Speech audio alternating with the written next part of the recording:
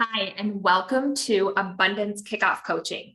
So today we are going to be talking about profit and loss and building long-term wealth. So first, I just want to talk a little bit about the environment that we're in and kind of what's going on in the world, because there's a lot of fear and concern and anxiety around the fact that we are told we are in a recession. At the time of recording this, it's the end of 2022. But this content is really going to be important for you all year long, decades from now. There's a lot of really good information here. So we're going to go over a lot of different stuff today. It's going to be quite a bit. The good news is there's so many pieces of content that go with it that you can use on your own time. So what I'm going to do is teach you some theory behind wealth building.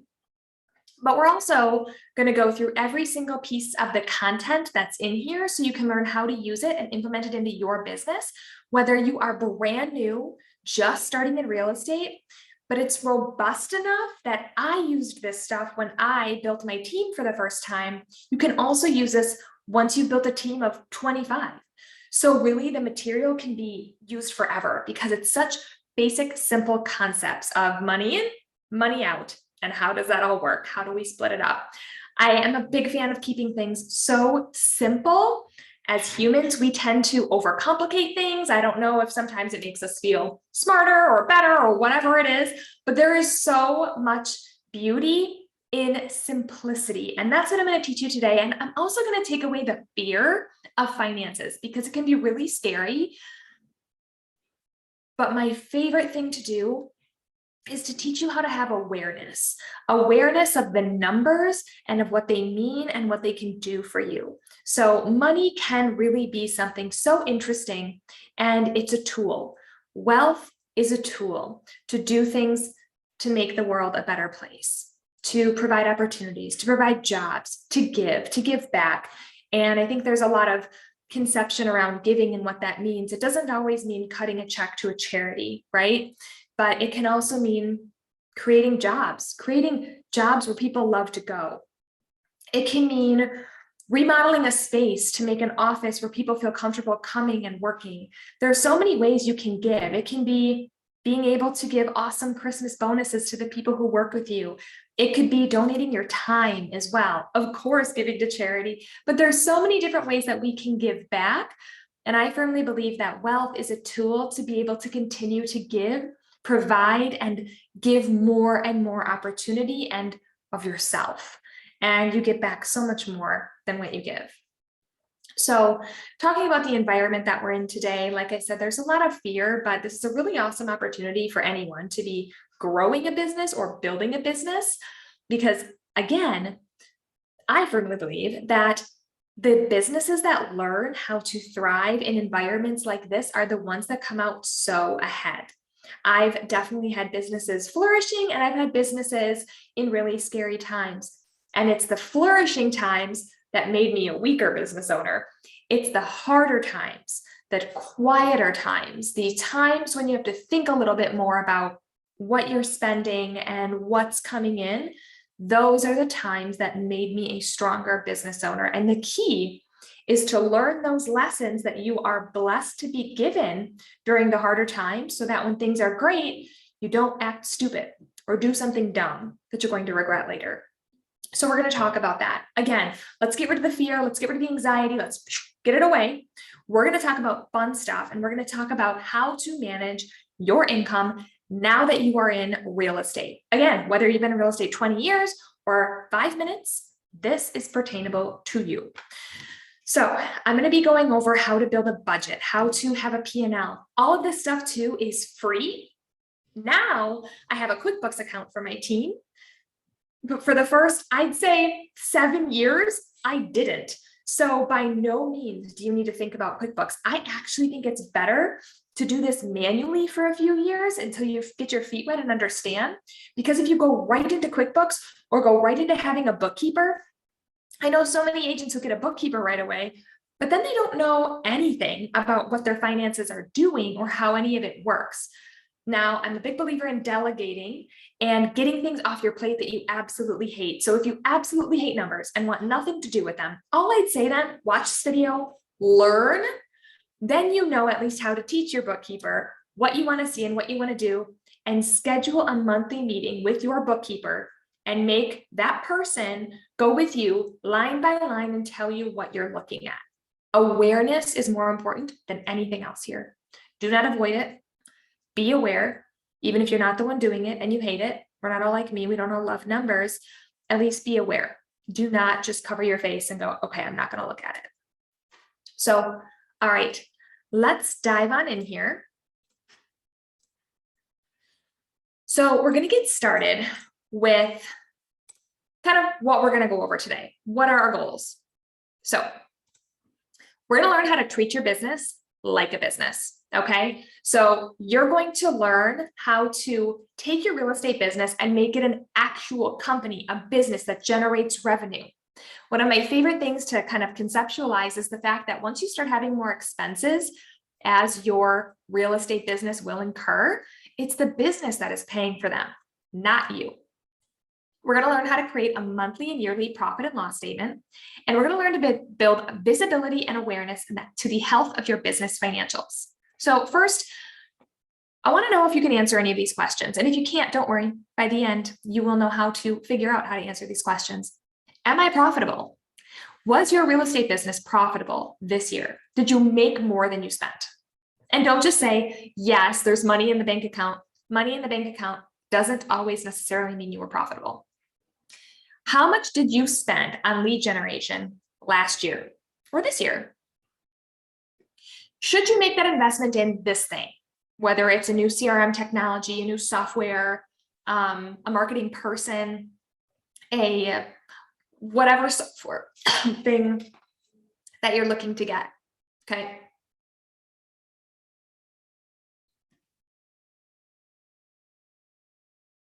I had to go get some water. I'm fighting a small cold here. How much can you spend on an admin? Is it time for an admin? Is there enough money in your bottom line expenses to pay for an admin? And I love looking at this. I'm going to teach you how to do it, so don't worry. What do you need to make in commissions next month in order to keep your expenses in line? Are your expenses in line? Are you spending enough on lead generation or not enough? And I love this concept. The more you spend on marketing, the more you can make. And that is so wild to me. And in the beginning, when I was first learning how to read a profit and loss statement, it was so daunting to me. And quick, I get so excited about this. So I'm just going to show you really quick an example of a profit and loss statement. I want to show you because it literally changed my life.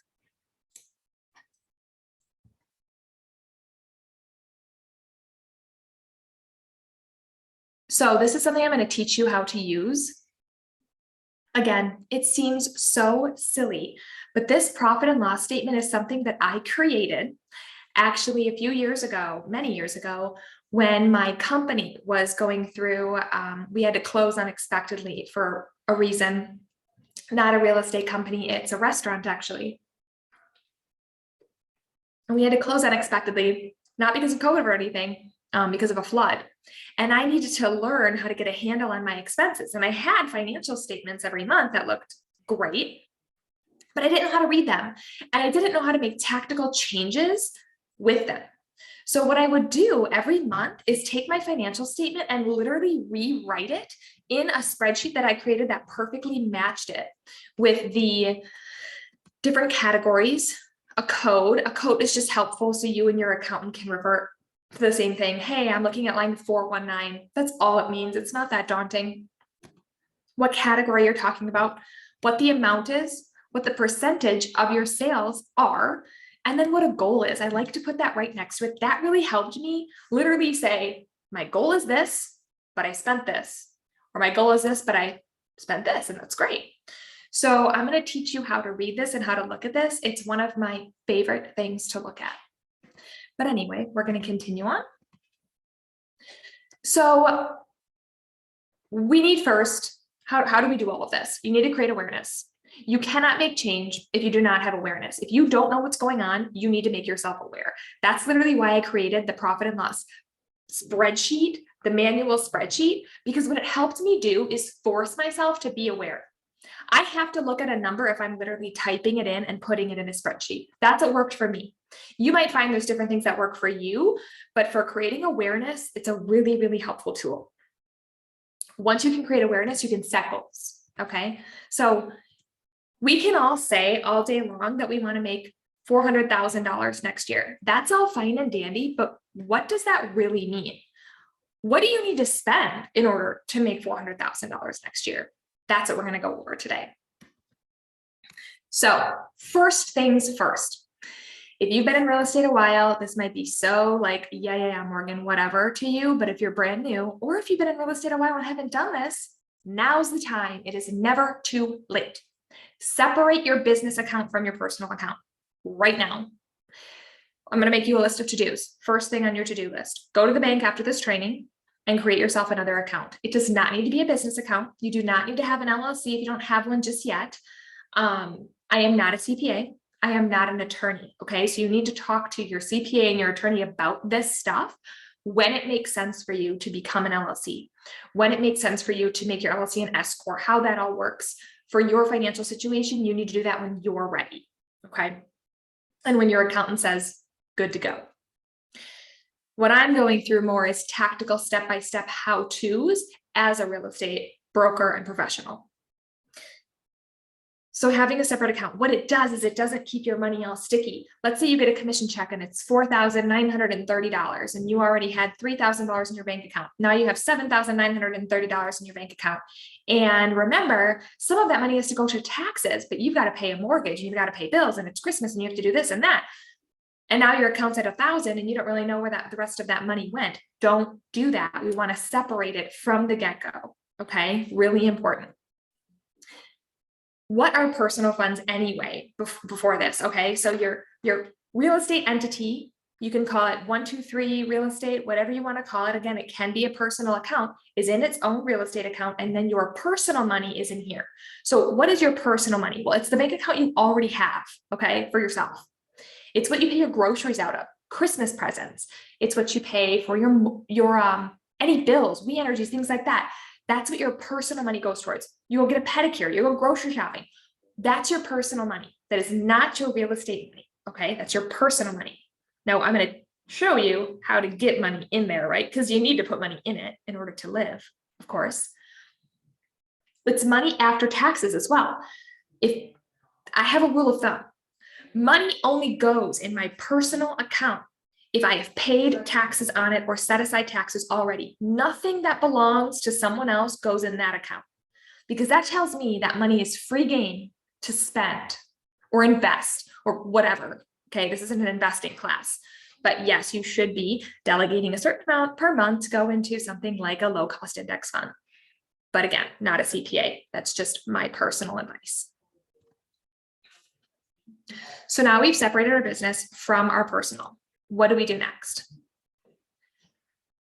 In order to have a business account, you need to have an LLC form. So it's going to have to be a second personal account if you don't have an LLC already. If you do have an LLC, great, then you can open a business account. What you're going to need then is your articles of incorporation and your EIN. If you have any questions on this, you can definitely let me know. Done this plenty of times.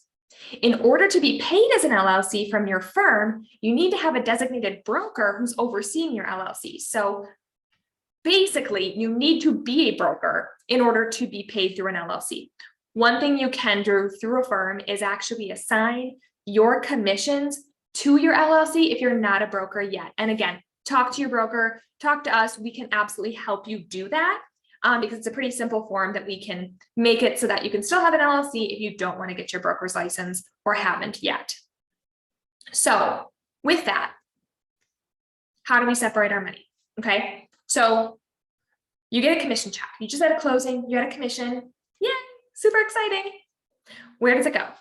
Well, you're going to make sure that you tell Brooke, our director of operations, or your director of operations, to make sure that money goes into your new account or your real estate account if you've always had one. Okay, now it went in there. That's great. What do you do now? So in your real estate account, 30% automatically, as a rule of thumb, again, talk to your CPA for what your budget is, goes into a savings account, a different savings account. So the cool thing is too, you can have your commission split up this way. So all you need to do is call Brooke over there or whoever your HR accounting director of operations is at your firm and say, I want 30% to go into this account and I want the rest to go into this account. Great. What else? Another 30% remains in that account. Keep it there, okay? Stays there. 40% can go into your personal. Oh, great, now you can tell Brooke split it into 3 places. I want 30% to go into my savings for taxes. I want 40% to go into my personal fund. And I want 30% to stay in the account. Now we have 100%. That's how our commission check got broken up. So just as an example, let's say it's $4,800 that after your splits, after your expenses from your firm, all that kind of stuff. And I do have abundance of splits on the P&L to show you how that looks, just as an example. Your firm might be different. Let's say $4,800 goes in. $1,440, it was never yours. Get rid of it. Don't get too attached to it anyway. I've seen so many brand new agents be plagued with a $50,000 tax bill come April because nobody talked of this. So right now you are ahead of like 99% of real estate agents if you got this far, which congratulations. I know this stuff is not the most exciting thing on the planet to many of you, but I'm trying to make it exciting because it is so important. Because financial freedom, that's exciting, but you need to learn this first. 1920 goes into your personal account. Awesome. Cool. That's your money to pay your mortgage, buy things, get a pedicure, celebrate, go to dinner. Dinner might be a business expense though. We'll get to that. 1440 remains in your account for business expenses. Okay. Because your business needs to pay for things. Maybe you need a new laptop. Maybe you need to pay your real estate cell phone bill. Maybe you need to do some EDDM marketing that you want to, invest in. That's where that money goes. Okay. That's your business money. Your accountant will thank you. Now that your money's split accordingly, what do you do? What do you do with that money? You need to track it. So you're going to check in with this stuff every single month. So again, I'm going to show you how to look at the stuff on a spreadsheet, and you need to do this every month. One of the benefits, as well as having your own account for your real estate business expenses, is that you literally have one place to go versus what I used to do. And again, I'm not perfect. I used to do this stuff too.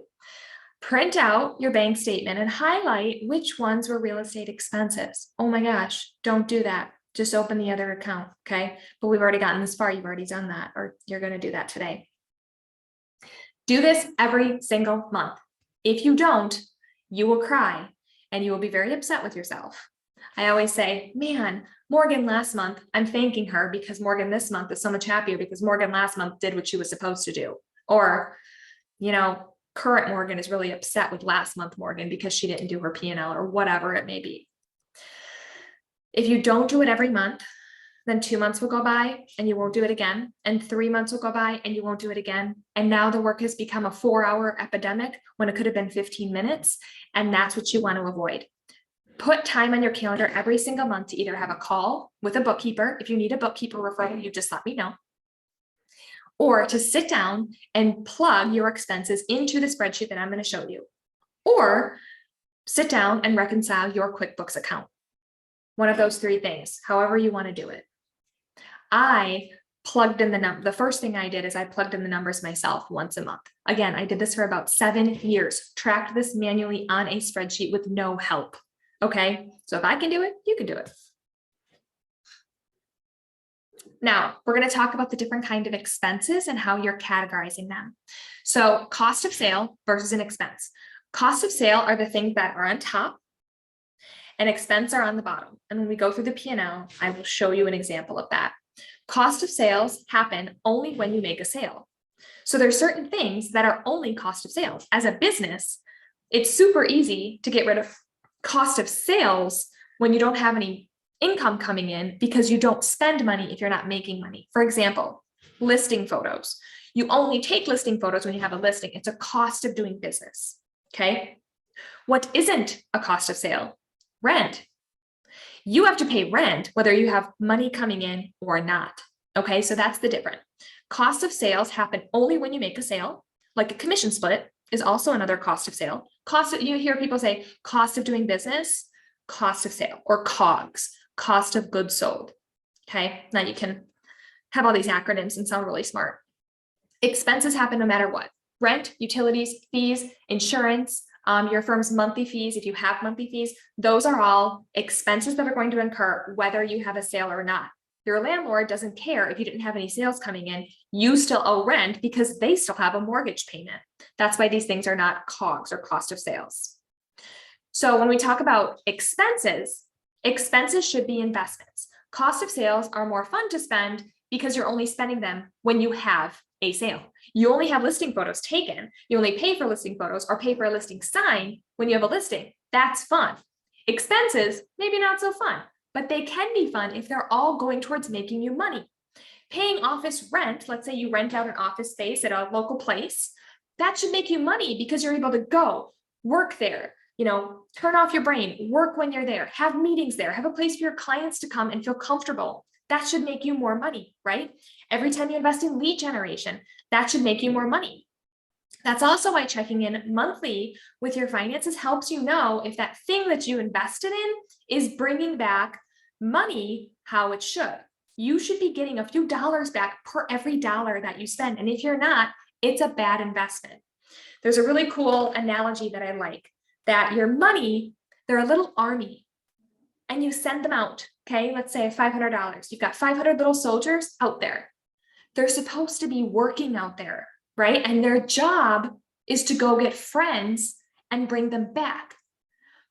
If they come back missing people, now we've got a big problem. You sent out 500, you get 400 back. You're missing 100 soldiers. That's not good. If you send 500 soldiers out and you get 1,500 soldiers back, that's great. Your soldiers were doing what they were supposed to. They're working for you, okay? So think of them as like, you're sending them out, but they need to come back, okay? So that when we're making an investment, we need to make sure that that's what's happening, okay? Now, how do we even know what to spend? Well, we're gonna create a budget and we're gonna do that together. They're all based on percentages of the ideal budget for a real estate agent, but again, they're kind of made up, so you absolutely can increase or decrease the budget based on what you're working on this year. If this year is heavy spend year, like I set intentions for different years, there's some years that are more cash heavy, more coming in, less expenses, and some years where I'm making a ton of big investments and I know, geez, I'm spending a lot of money this year, right? But I know it's because next year I'm going to reap the benefits. We're sowing seeds essentially. So maybe my budget is higher this year because I know I've got a lot of investments I need to make more the following year. But that's where this planning comes in to help you be aware and know what you're spending. So that way, when you cut a big check to something, you're doing it intentionally and are excited about it versus not. Okay. This awareness brings so much power and joy and peace so that you don't need to think about it. All right. Now we track our budget.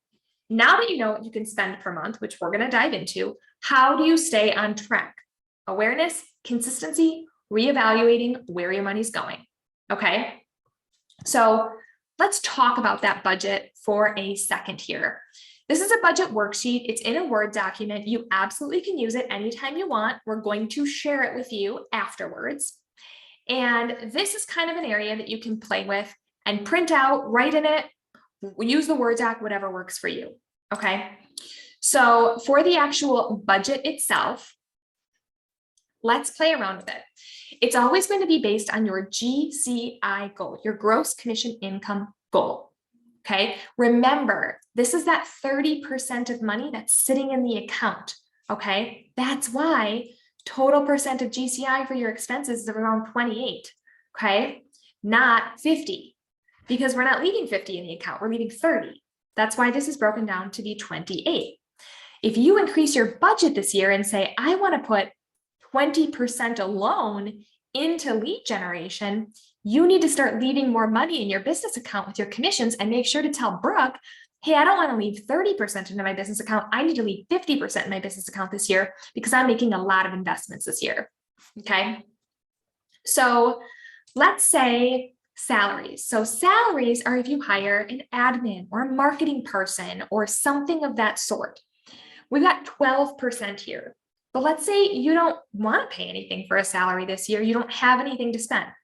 I also would think you can use this on like a bookkeeper, things like that. My favorite type of salary to pay, and again, salary is a big word. It could be an hourly person as well, is on a marketing person. So certain people might hate numbers. I hate marketing. Now, I don't hate it. I enjoy it, but I don't have time for it. And I don't want to sit and plan and worry about all that kind of stuff. But I love being able to tell a marketing person, this is my vision. This is the message I want to send. This is what I want to do. And I love that they can implement it. That's my favorite thing to outsource. So let's go back to your GCI goal. Now, how do you determine your GCI goal? So we're going to take a step back here. I'm not going to dive into this today. We actually have a goal setting webinar coming up. And again, if it's past this and you're watching this video later, not a big deal, but we have one coming up next Thursday, December 8th at 10 a.m. You are more than welcome to join. And that is how you are going to get your GCI goal, what you want to make next year. We've got an awesome worksheet that we're going to be using in that training next week. Again, if you want that link, just shoot us an email and we will happily send it to you. So let's say based on the appointments that you're going to be able to take every single week, your GCI goal is, I don't know, $78,000. Just an example here, by the way. It can be whatever you want it to be. Okay. We want to make $78,000 next year. Wonderful. Let's say salaries, I'm not going to spend anything. So maybe I do want to up this a little bit. And I'm going to say I want to spend, let's say, I don't know, 12% on lead generation. And I don't want to spend anything on salaries. Okay. Equals B1. Okay, this is our B1. And you can just write it too and do it on a calculator if you want to, times 0.12. 9360 we have to spend, okay? Now here, this is sometimes our things don't like to work very much. So this equals B1 times 0.02. You got 1560 to spend on occupancy, not very much. We might have to increase it. Let's say we increase that to 5%. Good, 3,900, about $300 a month. Okay. And we always want this total to be 28%, remember, or a little under based on what you're willing to spend. Communication and technology, like your cell phone, B1 times 0.01, $780 a year. Pretty attainable, huh? Education and dues, same thing, times 0.01. I think we need to increase this about 2%.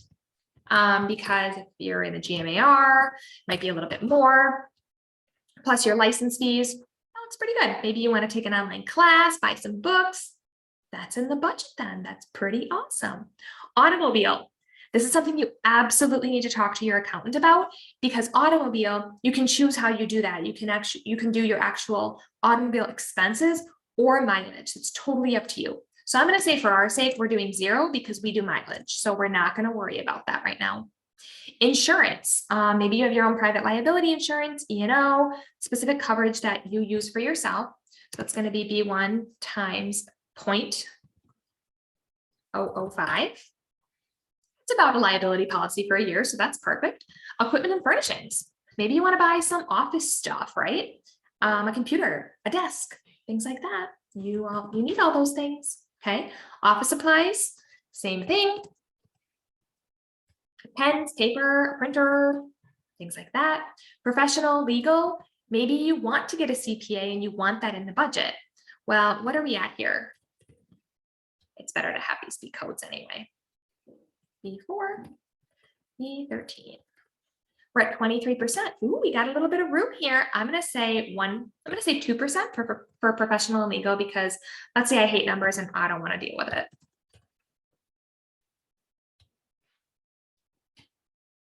$1,500 per year. Great. That helps cover filing your taxes, maybe a bookkeeper for a little bit. Awesome.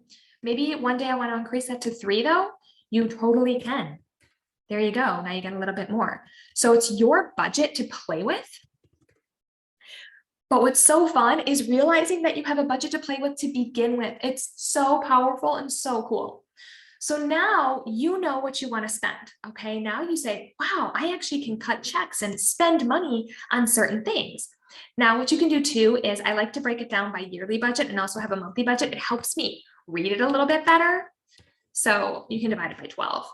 Now you know what you can spend every single month. So it helps to look at it in numbers. It helps it make a little bit more sense. So now this is your monthly budget on what you can spend on these items. So freaking cool, isn't it? Because there's power in knowing what you can spend and what you can do. What I like to do then too is keep this in my files and revisit it and make sure that I'm on track. But that's also what our goal percentage is for over here. So this is our financial outlook and budget spreadsheet. So now you've got things for your team or for your business that you want to look at based on what you're going to be making. So one thing too, if you are a team or have more people, there's something in here called an income breakdown that you can use to figure out how much money you're going to make next year. You can set goals for yourself. Let's say you set goals with your team, but by looking at the team as a business, you also need to know, great, Susie Smith is going to be doing, 42 listings next year, and this person's going to be doing 12. What does that really mean? And this helps you take how many closings from each team member, average commission, the team portion, right? Because every team's splits are different. How many closings each agent has, okay? So this is maybe closings from the team and what those splits are. Closings from the agent, their source of business, right? Maybe you have different splits, average commission, and then maybe this is on a 30% split or whatever based on your team. And then this spreadsheet's already figured out for you. All you need to do is you can change the percentage. This is at 50%, so 50% split if it's a lead from the team, 30% split if it's a lead from the agent themselves. Now you know, okay, I've got an income of this much I'm working with next year. So this is an income breakdown specifically for a team if you've got multiple people coming in. But if it's just you, no worries, then you can definitely just use this, okay? Now you take these percentages and you work on your actual budget for the year. So our income, we're gonna have it 78,000. Okay, because we know that's what we're doing. Now you can take these things and break it down to how much you want to spend on each thing.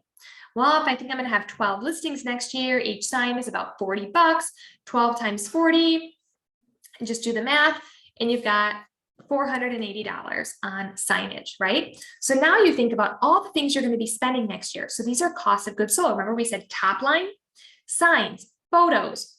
Maybe you pay for a transaction coordinator. Again, if you need a referral, we work with an awesome company called Closewell, and they are the best transaction coordinators around. Client gifts, those are a cost of sale, right?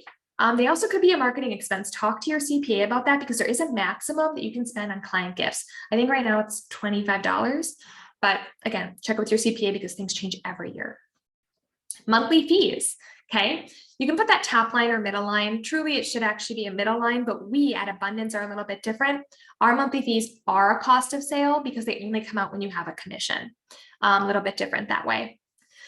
And then our commission splits, our cap here is $16,000, but if you don't make that cap, of course, you don't owe anything. So once you pay in the 16 for the year, you are on 100% commission for the rest of the year. Your monthly fees are $299 a month. And those, again, only come out when you have a commission so they can accrue. Helps you build your business a little bit and not have your card being swiped every month when you don't have any income coming in yet. Super important to us when we built this firm. Print marketing. Now, a little bit different here because this is a cost of sale because it's an active listing print marketing. Let's say you send out a big EDDM campaign every time you have a new listing or something like that. And then maybe you do the same with post closings. Cost of sale because you only do it when you have a cost of sale. So I like to put a goal percentage here. And let's say I want to spend about 11% on my cost of goods sold. The rest go to things like this. Now, how does this translate? Well, When we looked here, we wanted to spend about 12% on lead generation. So what does that look like?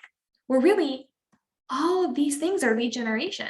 In EDDM Farm, let's say you order some Zillow if you want to, totally up to you, from your friend's marketing, things like that. That's all lead generation. Monthly books and education, that's more your education dues. So you can correlate this to match the amounts that you want to spend. But in the beginning of the year, you get to decide what you're going to be spending your money on, which again is so powerful. If you say, I'm doing an EDDM, I've always wanted to do one, I'm setting myself a budget of $400 per month, great. Now we actually know what we're spending and we know what we're supposed to get back from that. That's the power of awareness. So at the end of the year, you plan for next year, or if you're doing this in the middle of the year, plan it for the rest of your year. You're going to be setting intentions on what you are spending throughout the year. Then you decide what each dollar amount is here. I'm going to delete this out. I'm going to delete this and let's say, okay, my EDDM Farm, maybe I only have team member 1 myself, and I'm spending $4,800 a year on it. And I want to spend $300 a month or $3,600 a year. This is per year, by the way. Popeyes 2 times per year. Maybe I spend $500 on each. That's $1,000. Monthly outings. Maybe I take my team out for a monthly outing. Maybe I do a big yearly outing. So again, it all depends on what your budget is. Monthly books and education. I want to spend $20 a month buying a new book or an Audible membership. So it's $240 a year. Let's say I want a marketing person. I'm going to pay them like $20 an hour. They'll work like 10 hours a week. So it's $200 a week times 52. That's like 10 grand.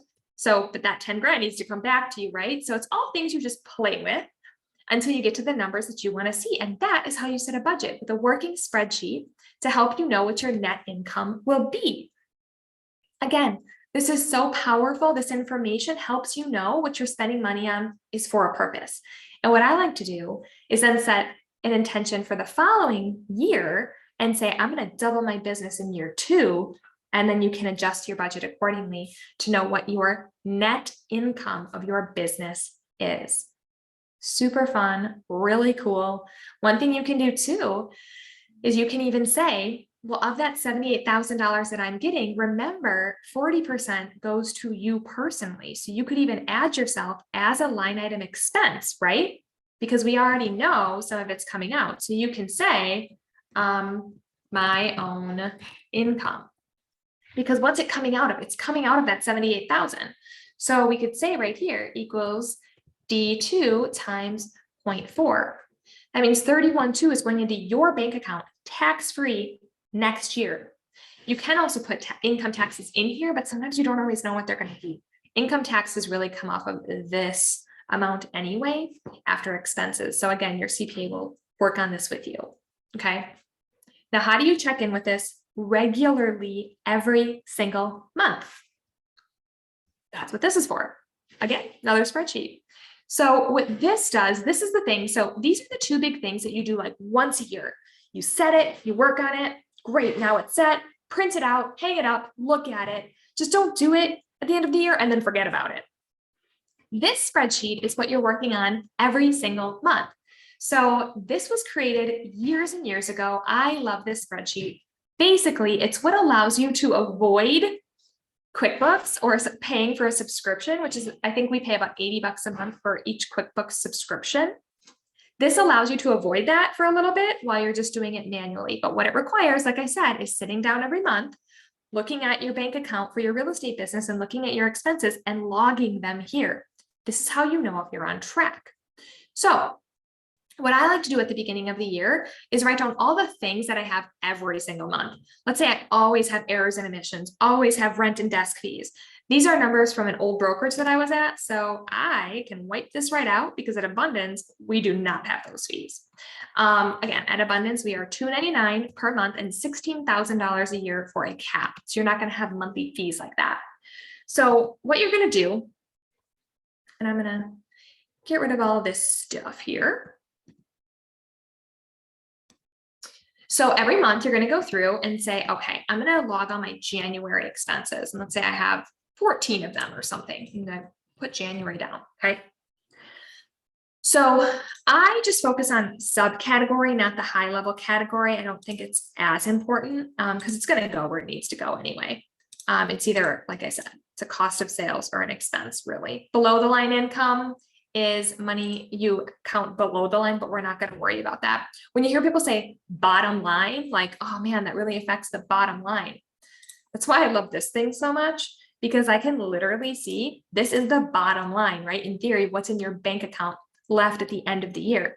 So if I throw in an additional, I don't know, $20,000, well, that affects my bottom line, doesn't it? So that's where that term bottom line comes from. And I like being able to add things in here because it really helps me understand, wow, that does affect my bottom line. That's not in the budget this year. And there's such power in being able to say that. So anyway, let's say in January, you have listing income of $10,000. That's what went into your bank account. So there's two ways to do this. You can do the net amount that goes into your bank account, or what my bookkeeper now does, which is probably the better way to do it, is let's say it was actually 12,000. And then let's say your monthly fee at Abundance and your splits came out. So we're 80-20 up to that 16,000. So your 12,000 times 0.8 minus 299. Now we have a listing income of 9301. And then what you could do is your cost of sales. You could say commissions paid out, or commissions to office could be a good one. It'd be that 12,000 minus the 9301. So you actually paid into the firm $26.99. I think it's important to do this for a couple of reasons. Now, your firm uses accounting software, of course, but it helps you know how close you are to your cap. I also like to even go a step further and say, let's say I call it, I don't know, a commissions to office, and I do $299 and I do 2,300 here. Helps me track, okay, I paid and I can write monthly fee January. So now I always know, okay, I'm paid up for my monthly fee in January. My next closing in January, I'm not going to have a $299 monthly fee. Also, commission cap. So I can also do commission cap, and then I can take 16,000 minus 2,300, and I can say 13,700 to go. And if you do this every single time you get paid, you can keep yourself on track and know how close you are to your split. Super helpful, because you want to know if you're about to cap, because it's 100% commission after that. So let's say that was your stuff this month, and then you also started doing your EDDM, and you're going to put that under print and direct mail, and you spent $419. Then you can say EDDM first month, yay, or something like that. EDDM is every door direct mail. If you want to send mailers into a specific neighborhood, it takes about a year or so for you to continually become the face and person in front of people continually. So we have a whole class on that type of marketing. If you need help, our office actually does it for you. So really all you do is set it up and then you get charged. It's super simple. I know when I was new, I didn't have a firm who set this up for us, and EDDMs were daunting to me. But once I realized, oh, someone can do this for me, all I do is just say what I want on the postcard. You can even design it yourself in a system like Canva or something, and then our office can send it to the post office, do all that for you. But let's say it was $419. And let's say this is your January stuff. Now you're done, you did it all, it's all easy, right? It's easy to do once a month when you have smaller stuff. Going months over time, oh my gosh, it's so daunting. If you give a spreadsheet like this to your accountant at the end of the year, they will think you are the coolest person ever, and you just help them so much. Do not hand your accountant a pile of receipts and tell them to figure it out. This is important, okay? You also can't see trends going in the right or wrong direction if you don't do this monthly. If you don't even if you don't have a bookkeeper, you need to be checking in with this monthly, because all of a sudden your expenses could be totally out of whack, and you could be investing way too much into a certain type of marketing. If you're not hitting your goals this year, you need to step back maybe, or maybe you need to ramp it up to be able to hit your goal. But unless you're planning and setting this direction yourself, you're not going to be able to make adjustments. Okay, then it's too late. So looking at this, we're going to go into our next slide, into our P&L summary. It's locked for a reason. because you only ever need to work out of this spreadsheet. So at first, the spreadsheet can seem daunting. But if you only focus on this first data dump section where you're just dumping data, that's all you need to do, because in here it's locked. You can't do anything anyway, even if you want to. Oh wait, I can, because it's not locked for me. It's going to be locked for you. So this is pulling from over there. So every single month is set here. So you only need to look at January right now. Our income was 9301. Okay. We spent this much here. Here, what I'm going to do. I need to make this 12,000 again because we took it out and put it back in, if that makes sense. 12,000 was the income, and then these two came out, the split and the monthly fee. So there we go. Did I do my math wrong? 9401, 2,300, 299. I think I said 399, so it's 2,400. There we go. 9301. So 12,000 was our income. We had 26.99 in cost of sale. Okay. See how it combined it for you? Because it takes all this and adds it up together. You spent 419. So right now you spent about 3% on lead generation. You've got a little bit more to spend if you want to. So maybe next month you up it, right? Because we know that 3% in lead generation. So this is just taking what you spent over your income. That's it. So since you spent 3%, what is your budget? Oh, it was 12%, $9,300 a year. So right now you're on track to be able to spend a little bit more. Your net income right now, or your total expenses, was 419. That's what you spent. Okay, so this isn't a P&L. All it really is an expense tracker, if that makes sense. Okay, so how cool is that? That is awesome. So now in February, let's say you throw a little bit more money at print and direct mail and you spent $1,200. Okay, you did a big EDDM. And then here I would probably write like the postal codes I did. I like to track as much as I can because future Morgan thanks past Morgan when I do things like that. So now if I look, I spent $419 in January, I spent $1,200 in February, and year to date, I've spent $1,619. Now I'm at 13%. Got to cut it back a little month. I'm a little over budget, but maybe in February, you had a commission check. Let's say it's sales income. It was a purchase of, I don't know, 10,000, or maybe it's 6,000. Okay, but one thing you need to remember here, I'm going to move this down because you need to put in your commissions to the office. So maybe now you take that 6,000 times 0.8, you get 4,800. That means 1,200 went towards that. Let's say your monthly fee didn't come out. Probably did though, especially if it was February.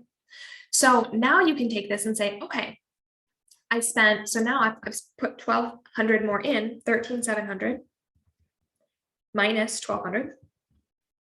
Now I can say commission cap, 12,500 to go. So super exciting.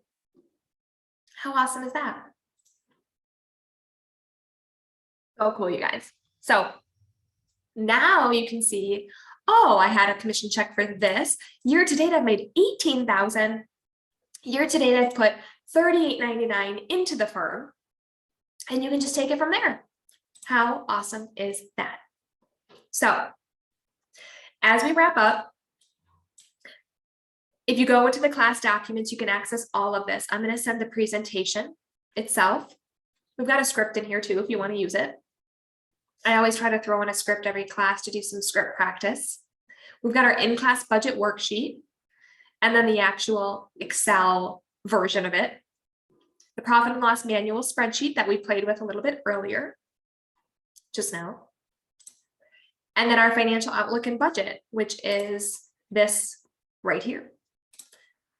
All of this is available to you. I want to end on one last thing. kind of our funny theme for the class. Don't buy anything foolish with your commission, right? Be smart. This is how you build long lasting wealth. This is important. This is the secret sauce that helps you get to where you want to go. Awareness and doing this every single month. So hopefully this was helpful to you. And of course, if you have any questions or want help filling any of this out, you just let us know because we are happy to help. That is literally what we are here for. Have a great day.